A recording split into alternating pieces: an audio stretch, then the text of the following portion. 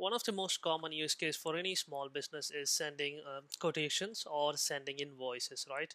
So in this particular video, I want to show you how to go ahead and build a small system that can work for your small business to send quotation or invoice. Okay, and let's go ahead and start.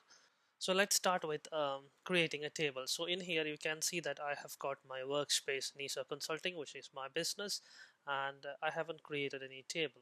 So you can do it two ways. Either you can go ahead and click here and then do it standard way, but to make things easier I could just use this AI feature and then ask the AI feature to do it as well. So we're going to be generating invoices, right? So we need a clients table, and let's say that we also need products table, which we are going to be invoicing, and then we are going to have the actual invoicing table. So three tables. So I'll tell the AI create a table to store clients, um, another table to store services, and a third table to store invoices. I'm not going to be overly specific here. I'm going to let AI decide. Of course, if you have a very specific, let's say you've got a spreadsheet, how you do save your client information, you can tell the AI to, add those fields and it's going to add that. For this particular, use case, I'm just going to let AI decide what works best for, a consulting company.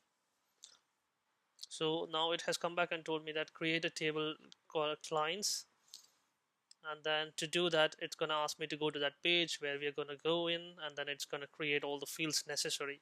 So this AI is not like you give it something and it's going to do like 20 things on its own. It gives you enough control so that you are working along with the AI, so you know what you're building, which is very important. I've seen a lot of clients try to build with AI and they don't know what is inside that. So when something goes wrong, you then again have to rely on AI, which hallucinates. In our case, that's not what happening. In every stage, it's going to ask us, oh, this is okay, this is what we're going to do, this is what we're going to do next, and so on and so forth. Now you can see that it has generated some basic information: name, email, phone, primary contacts, billing address, status. It has given some, active, inactive, and prospect. That's fine.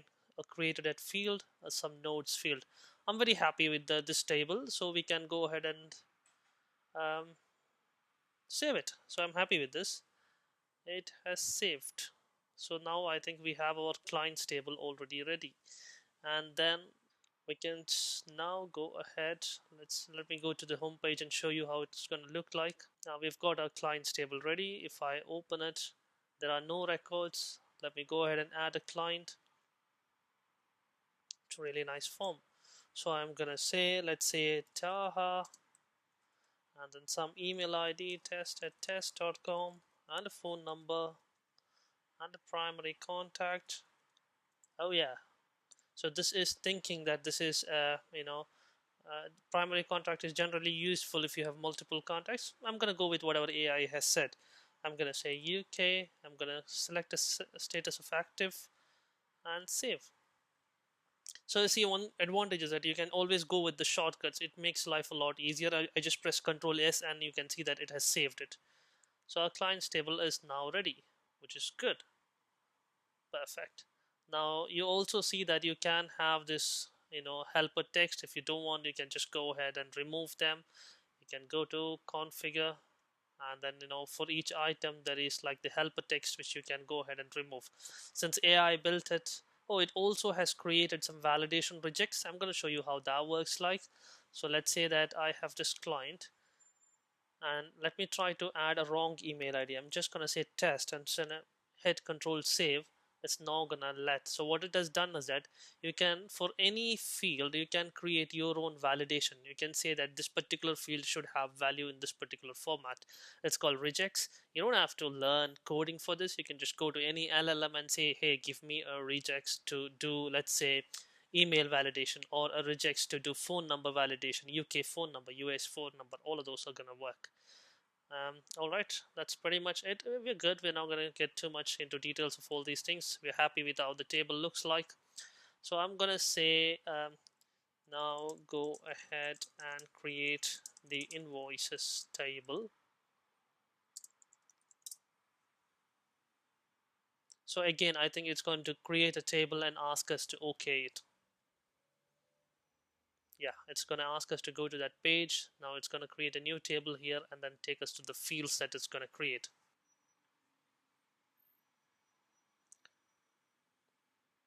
The fields are now created. You can see that it went ahead, created an ID field, invoice number, say client. It's already going ahead and picking up a client from the client's table, which is going good. And issue date, due date, which is fine. It's given us some statuses and this tax option. Okay, total and invoice PDF if we ever go ahead and generate a PDF, which is good. Now I'm gonna go ahead and control save it again. Let's go ahead and see how this works like invoices. So if I go into consulting, I already have. So yeah, InfoLobby has two views. Now what you're seeing is what we call like an activity view. You can go ahead and go to home page, and then you can switch from activity view to like a table view. So you've got the grid view here and activity view here. I like the activity view because it gives you a lot of it gives you a sidebar, it gives you some task options up here. Anyways, so now let me go ahead and open the invoices table.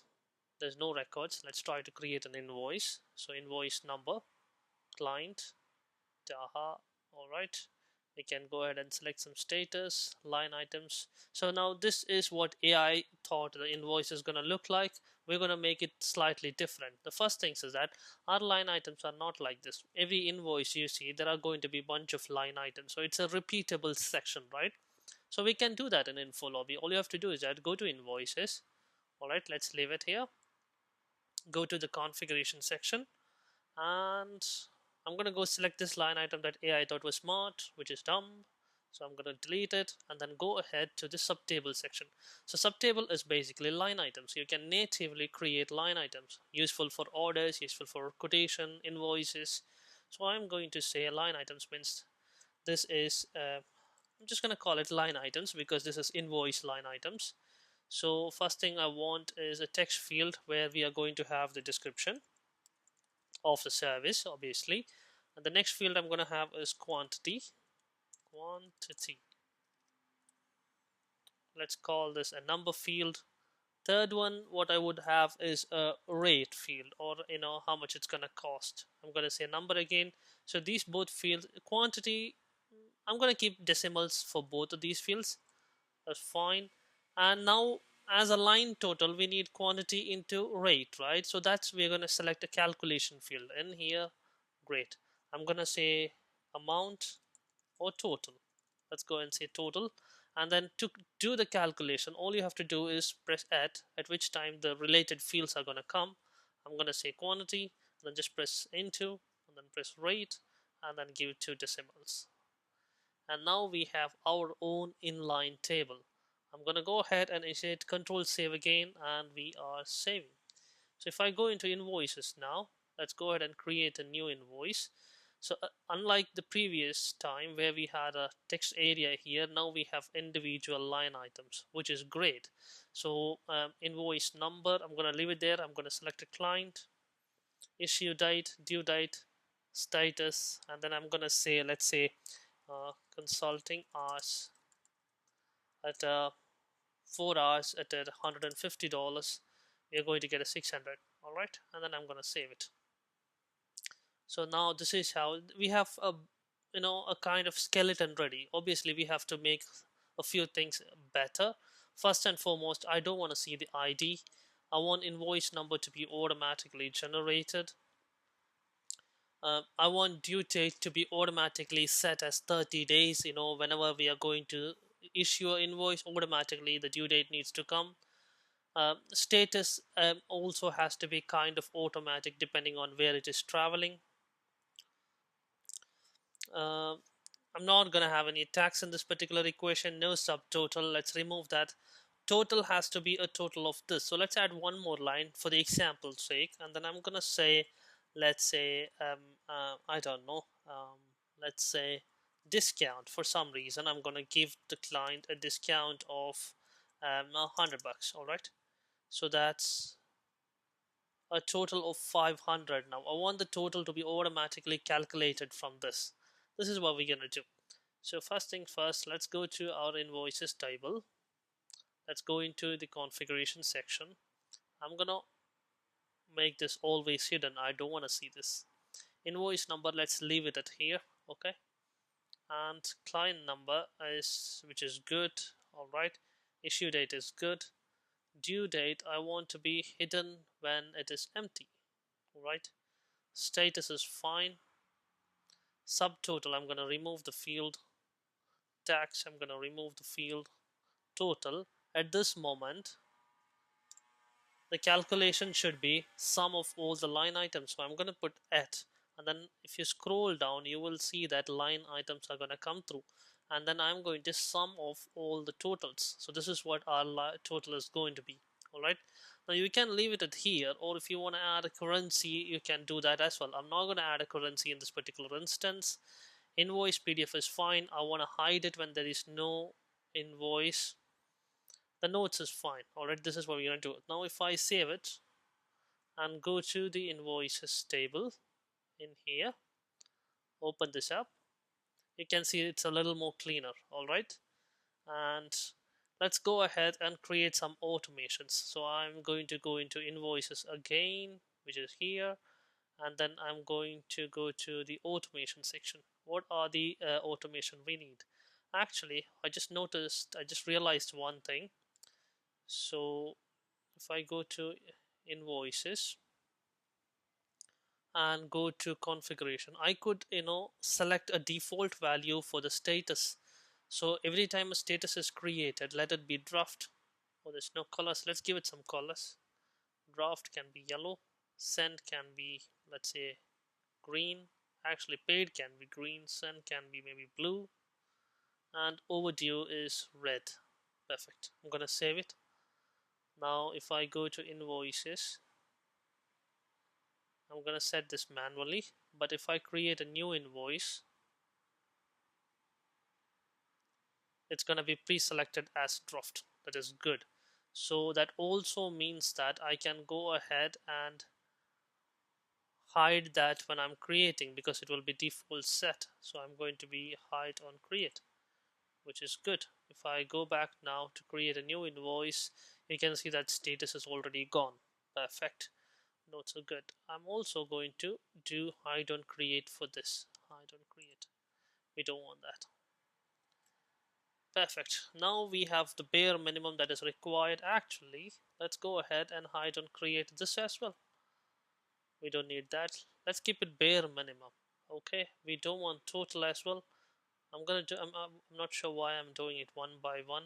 Hide on create, hide on FT, all of those. Good. Now how does it look like?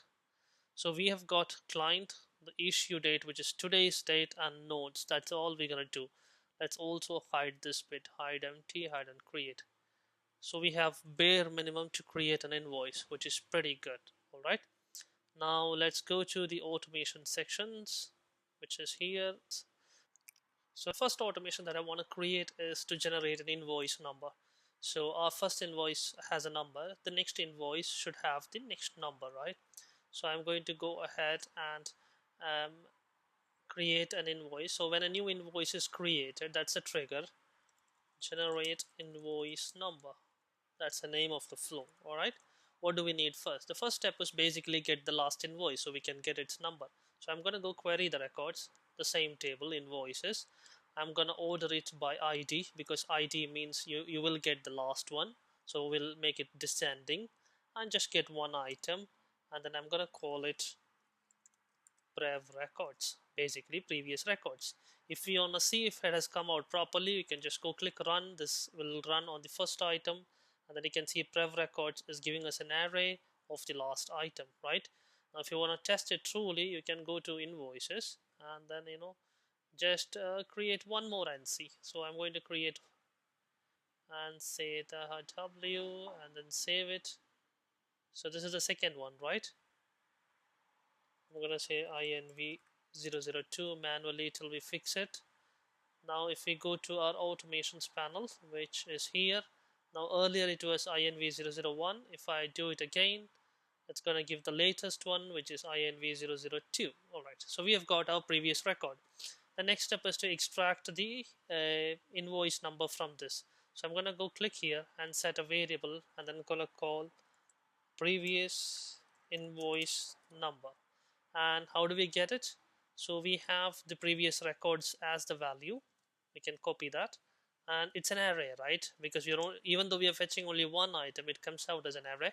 We get the first item out of that, and then I'm going to say the name of the field, which is invoice number. And now if I just go ahead and then run it, we'll see a new variable called previous invoice number, and we are getting the proper number. Okay, perfect. So the next step is basically for us to get the next invoice number, right? We need to write a little bit of code for that. So I'm going to set another variable and say next invoice number, which basically means that we take the previous number and increment 1 to that. All right, so first thing I'm going to do is I'm going to take the previous number, which is here. All right, you can do this double bracket thing, or you can just do a normal dollar symbol thing, which is what I'm going to do, which is what I like. And then I will say, I'll go to Gemini, I'll open a new thing, and I will say inv001, write php to grab just the number out of it.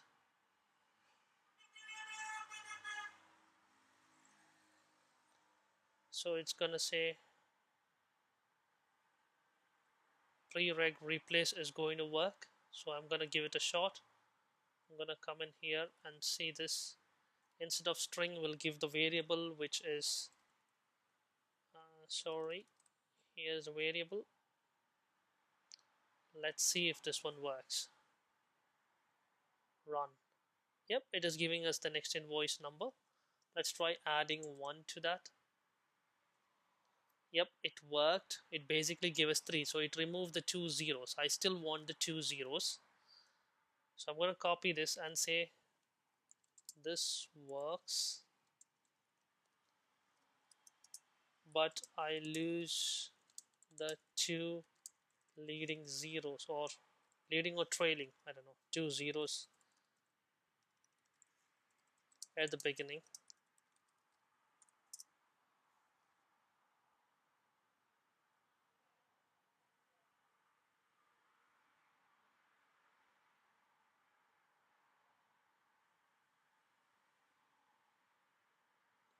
So to preserve the original thing, it's going to give me this one, right? So I'm going to copy these both lines,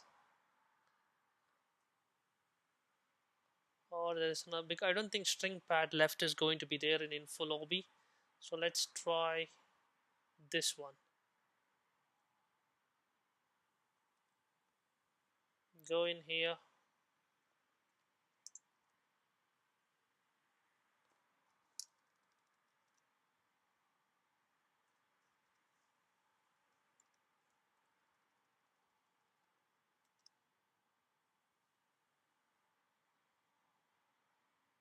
next invoice number is coming out to be false because of that probably. So I'm gonna do this and see if it works. Yep, that worked. Now all I have to do is concatenate the actual INV and this, which would give me INV003, which is great. That's all I want. I'm going to now update the record, which is this. I'm going to select the same trigger record. The field I want to update is, let's say, invoice number with the value next invoice number. Good, we are done with that. The next step I want to do is add the due date, which is I want to take the issue date and add 30 days to that. So for that, I'm going to create a new variable, and then I'm going to call it due date. And I have a ready-made function somewhere I've used before, which I'm just going to go copy paste. So copy and paste. Great. So this is basically a simple PHP function to convert, take the date and add some days. So I'm going to say issue date. All right. So if the issue date is today, it should give me due date as 30 days more. So issue date was, let's say, what was the issue date? Issue date was 4th, and it is giving me 30 days later on the month of September, which is correct. I'm going to drag it up, and now we have the updated trigger. We also will update the due date with due date. That's all we want to do. I'm going to save this automation. I'm going to turn it on first and then save it. So now we have an automation that basically sets the serial number and also sets the due date. So let's go ahead and then try creating a new invoice. So you can see that invoice 2 is created. So the next one should automatically be invoice 3. I'm going to go select this and save. There's no line items, nothing. So you can see that the issue date is here, and if I refresh, I get the due date, which is 30 days later. The draft is correct, and you can see that invoice number is INV001. Why wasn't there an invoice number in the previous? Oh no, I was looking at the wrong night. That was invoice 3. This was invoice 2. This is invoice 1. Why?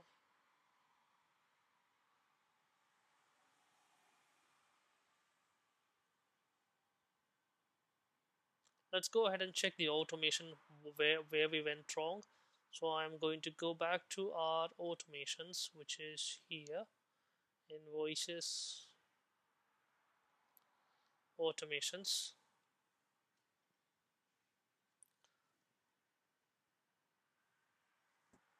I'm going to open this and see what has gone wrong. We can see the logs over here. If I click this,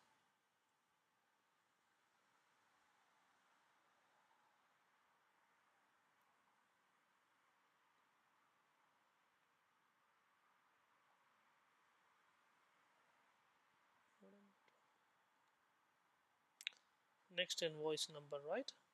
Yep. So if I had selected the number 3 and run it, it was 2. The next invoice number was 002. Previous one was invoice 001. Why did I get the order wrong?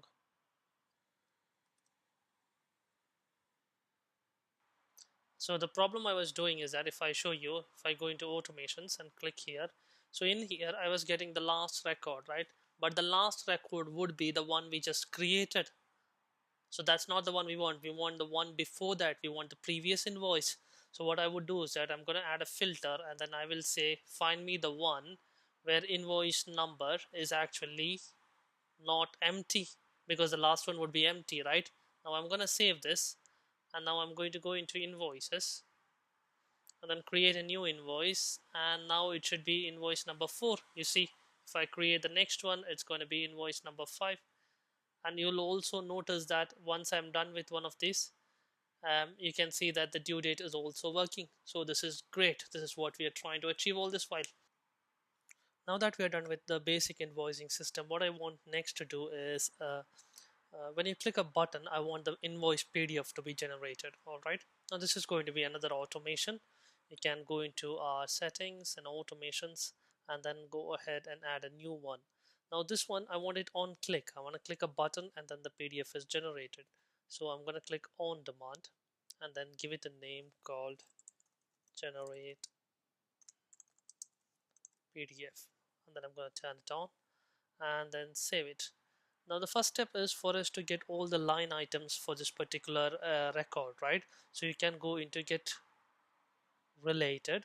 Related will give you all the line items for that particular record.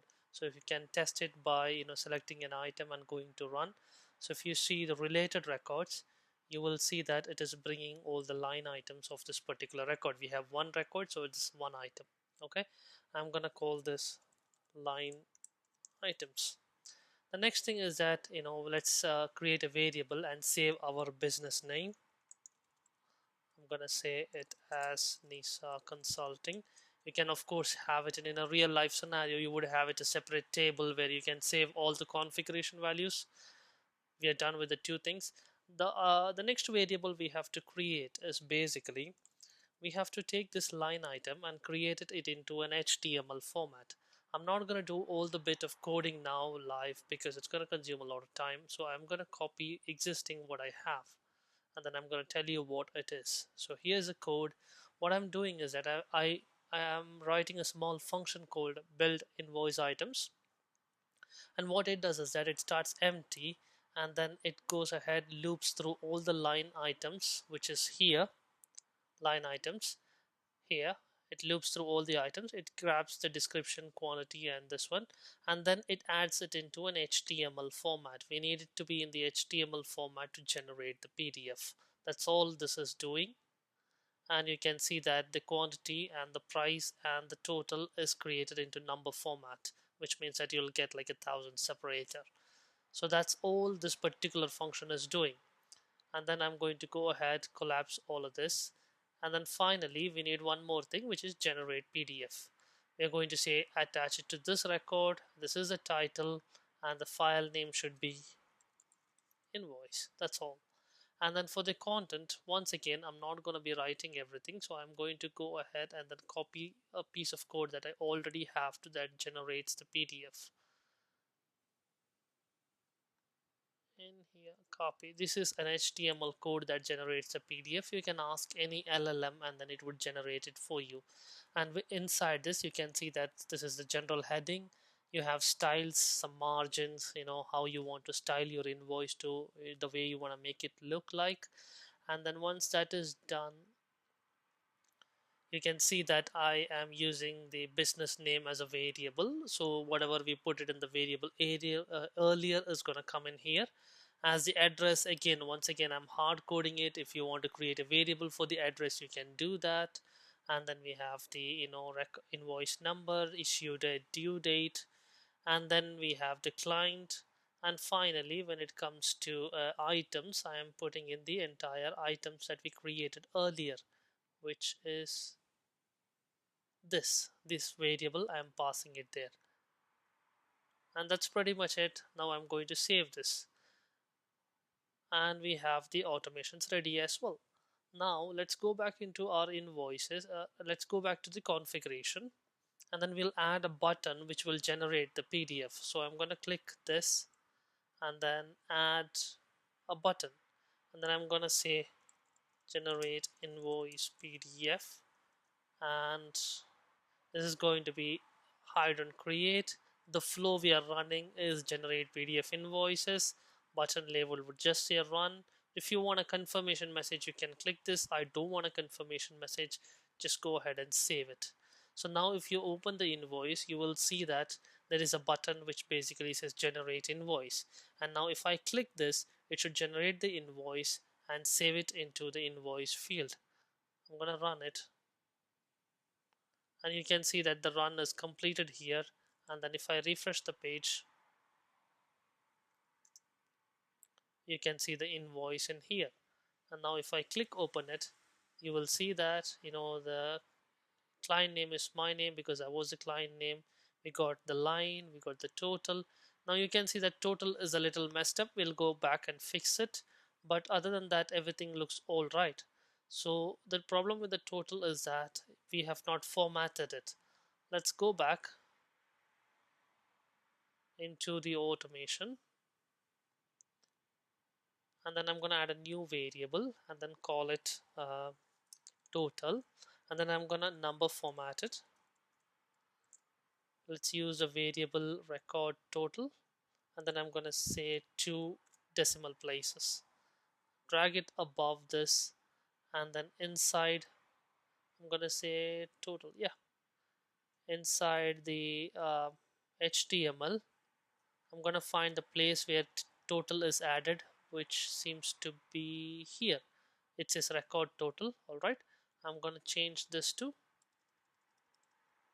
just total, the variable we just created. I'm going to save that. Let's go back into our invoices. This time I am going to add one more line and say service charge, one, let's give it like 1,500 pounds or something. First, I'm gonna save this. I'll remove this. Sorry, click here, remove it. And now if I run again, this time the invoice should generate two lines, and then it should also have this two curly braces that I forgot. I'm going to go back into automation, find that piece of code.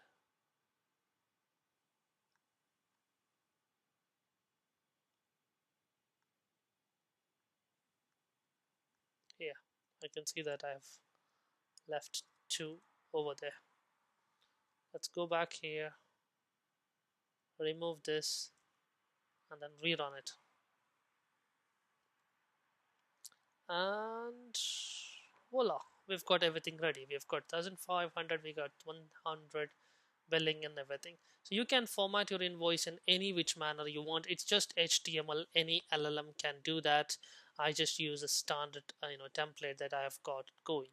So this is how we generate invoicing in with an InfoLobby. Now there are several other things that you can do. You can, for example, let's say I want to prevent I want to prevent changing issue date. Then you can add a table level validation. So you can go into invoices, you can go into configuration, and then in here you have ability to add table level validation. So that would look like something like, let's say, if um, record contains the variable record contains the new values whatever you're passing. So I'm say issued at, all right. And if this is not equal to, and before contains the actual values that is already there in the thing, and then if the issue date is now changed, because the difference between the new value and the old value is, if it is not matching, I'm going to say don't change that. This a dummy thing. So now if to show you a demo, let's go back to our client invoice. I can save it, no problem, but if I happen to change my issue date and then try to save again, that worked. Why? What did I do wrong? So let me just go to the configuration, make sure that I've got the spelling correct. It's issue date. What did I write? Issue date. This was the problem. Sorry about that. Let's try again. I'm gonna save it, it's working, but if I change the issue date, it will say that don't change that. There are several other things that you can do to make your invoicing super practical. And that's it for this video. I'll catch you in the next one. Thank you.